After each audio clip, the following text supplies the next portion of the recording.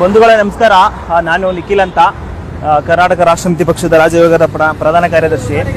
ನೋಡಿ, ನಾವು ಎಷ್ಟು ನಿರಾಭಿಮಾನಿ ಕನ್ನಡಿಗರಂದ್ರೆ, ನಾವು ಕರ್ನಾಟಕದಲ್ಲಿ ಇದೀರಿ, ಕನ್ನಡಿಗರಿಗೆ ಆಗ್ತಾ ಇರ್ತಕ್ಕಂಥ ಅವಮಾನ, ಏನು ಕನ್ನಡ ಭಾಷೆ ವಿರೋಧಿಗಳು ಜಾಸ್ತಿ ದಿನೇ ದಿನೇ ಜಾಸ್ತಿ ಆಗ್ತಾ ಇದೆ. ಇದಕ್ಕೆಲ್ಲ ಕಾರಣ ನಮ್ಮ ಒಂದು ನಿಸ್ಸಹಾಯಕತೆ. ನಮ್ಮ ಬದುಕಬೇಕು. ಕನ್ನಡಿಗರು ಸ್ವಾಭಿಮಾನಕ್ಕೆ ಧಕ್ಕೆ ಬರ್ತಕ್ಕಂಥ ವಿಷಯಗಳು ಬಂದರೆ ನಾವು ಎಲ್ಲಿ ನಿಲ್ಲೋದಕ್ಕೂ ಸರಿಯಾಗಿರ್ತೀವಿ. ನೋಡಿ, ಇದೊಂದು ಬೋರ್ಡ್ ಹಾಕಿದ್ದೀನಿ, ಹರಿ ಓಂ ಗ್ಲಾಸ್ ಅಂಡ್ ಪ್ಲೈವುಡ್ ಅಂತೆ. ಒಂದು ಚೂರು ಕನ್ನಡ ಇಲ್ಲ.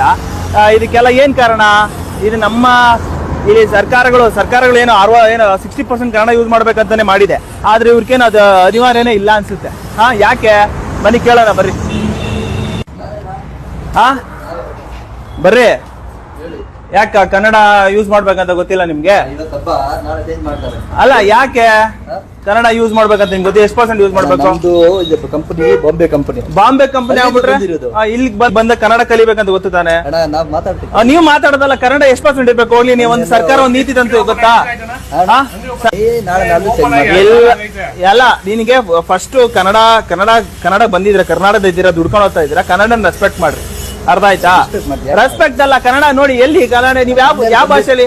ಮೊನ್ನೆಲ್ಲ ಬಂದಿದ್ರು, ನಮ್ಮ ಹೆಸರು ಬಂದಿದ್ರು ಅಲ್ಲ, ಹೇಳ್ಕೊಳ್ಸಿದೀನಿ. ಒಂದ್ ದಿವಸ ಬಿಡಿ, ಹಬ್ಬ ಹೋಗ್ಬಿಡ್ಲಿ, ನಾನೇ ಚೇಂಜ್ ಮಾಡ್ತೀನಿ. ಬೇಡ, ಇವಾಗ ಒಂದ್ ಕೆಲಸ ಮಾಡು. ನೀವು ನಿಮ್ ಬಾಂಬೆಗೆ ಹೋಗ್ಬಿಡ್ರಿ. ಇಲ್ಲಿ ಯಾಕೆ ಕೆಲಸ ಮಾಡ್ತೀರಾ? ಅಲ್ಲ, ಕರ್ನಾಟಕದಾಗ ಇದ್ದೀರಾ ಅಂದ್ರೆ ಕನ್ನಡ ಭಾಷೆ, ಇಲ್ಲಿ ನೆಲ ಜಲ ಭಾಷೆ ಎಲ್ಲಾನು ಕೂಡ ನೀವು ರೆಸ್ಪೆಕ್ಟ್, ನೀವು ಗೌರವ ಕೊಡ್ಬೇಕು. ಇವಾಗ ಕನ್ನಡ ಇಲ್ಲ, ಯೂಸ್ ಮಾಡಂಗೆ ಇಲ್ಲ. ಯಾಕೆ ಇವಾಗಪ್ಪ ಎಲ್ಲಿದ್ದೀರಾ? ಇಲ್ಲಿ ಇವಾಗ ಎಲ್ಲಿದ್ದೀರಾ? ನಾವು ನಾಳೆ ಚೇಂಜ್ ಇಲ್ಲ, ನಾವೇ ಚೇಂಜ್ ಮಾಡ್ತೀವಿ ಬಿಡು. ಜೀವ ಕನ್ನಡ, ದೇಹ ಕನ್ನಡ, ಬಾಳು ಕನ್ನಡ, ನನದೆಂದೋ ಬ್ರಹ್ಮನಿದ್ದರೆ ಕಲಿಯುತ್ತಿದ್ದರೆ ಸಹಿಸು ನೀನಲ್ಲ. ಕೆಂಪು ಹಳದಿ ಬಾವುಟಕ್ಕೆ ನೀನೆ ತಾನೇ ಬಾಹುದಂಡ, ನಿನ್ನ ಯುದ್ಧ ಸತ್ಯ ಶುದ್ಧ ನಡೆಸೋಲಿಲ್ಲ.